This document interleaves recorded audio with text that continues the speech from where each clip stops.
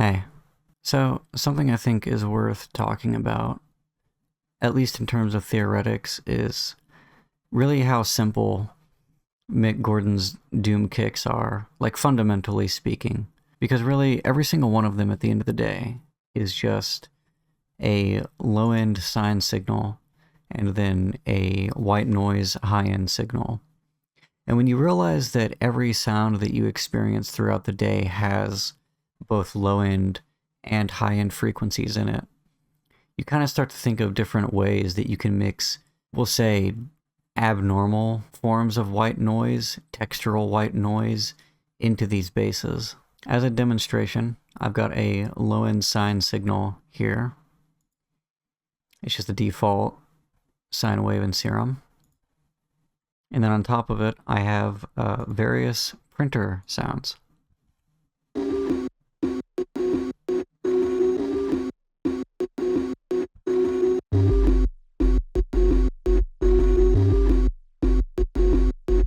So what I've done with this printer sound is I've added this frequency shifter.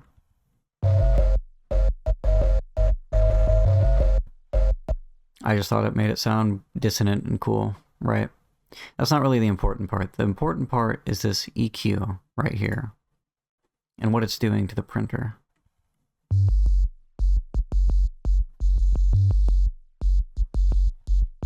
You can see now it's turned it into white noise, and the thing about high-end frequencies is when you're working with a signal that has both low and high-end frequencies mixed in, textural stuff, you can start to automate low-pass, high-pass filters, and you can change the amount and what types of noise are being filtered into the sub-bass, right?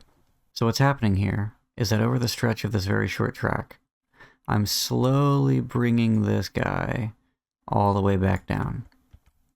Which means that our initial really fun sounding isn't going to be heard until later.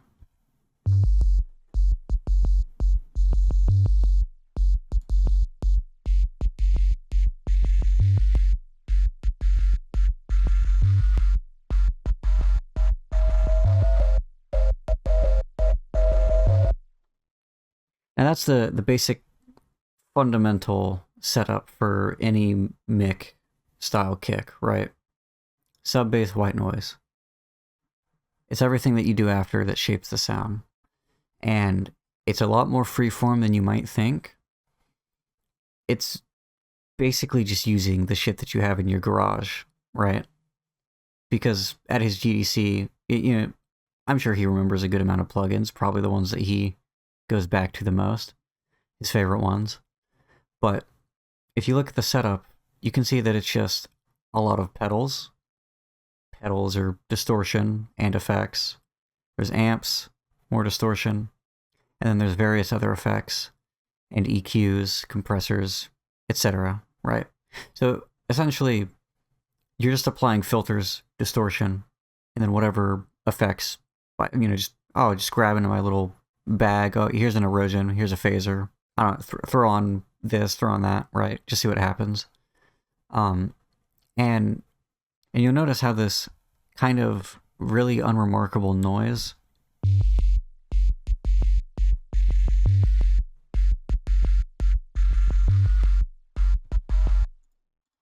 with just a couple different amounts of distortion, EQ, effects, filtering, and compression has become an entirely different beast.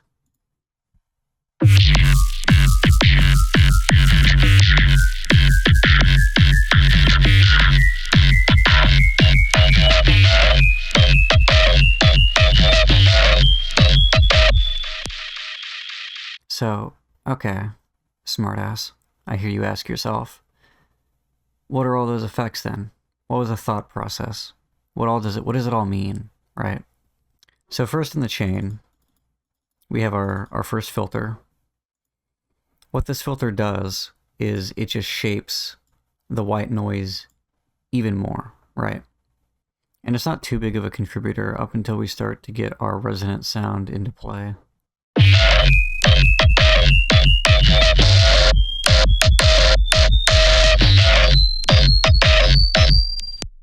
You can see it shapes the sound a bit more. After this filter, we have our first distortion, which is just an amp. We have our first effects pedal, a phaser. We have a distortion pedal, 808 screamer. We have an instance of diopser. We're mixing in a sine wave signal using erosion. We have another instance of erosion to mix in even more white noise. OTT to bring it all up.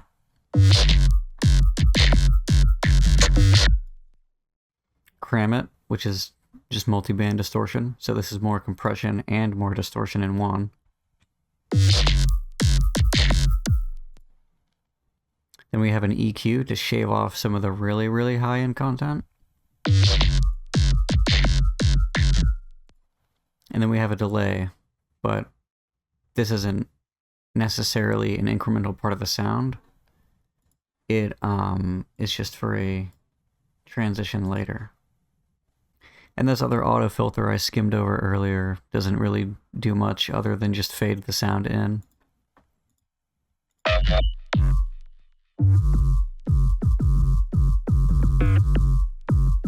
So, we have our two signals inside of a group. That group has our basic processing effects, filters, distortions, all of that. This group is inside of another group, which is where I'm applying a massive low-end boost and some sidechain compression.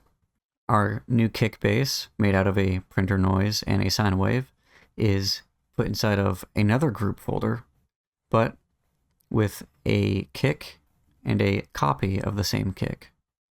The copy is just shorter and lower in volume. And these are just your standard diopser kicks that I've talked about before.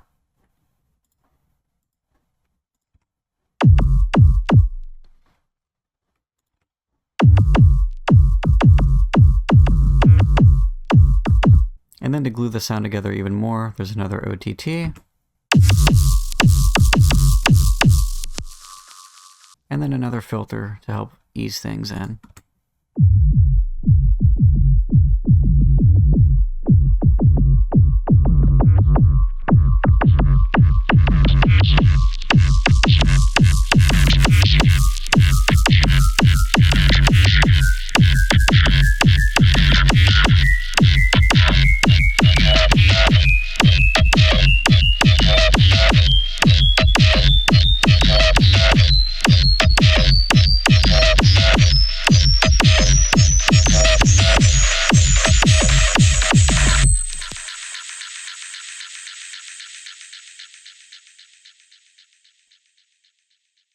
So, to recap, low signal, sine wave, high signal, any sound that you want as long as you're filtering the white noise. Those are grouped together.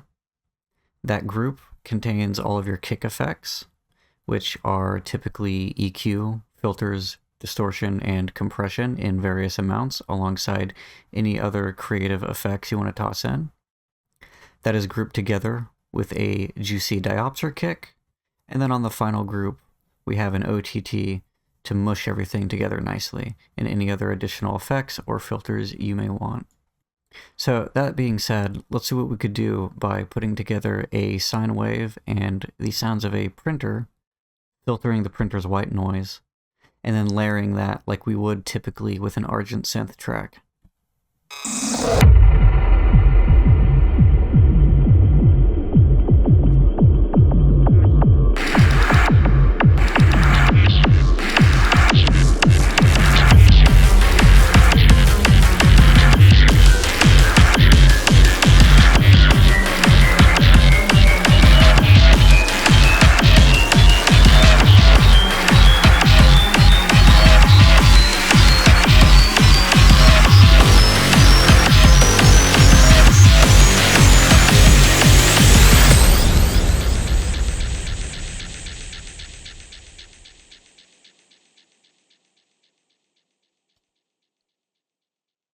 Not too shabby.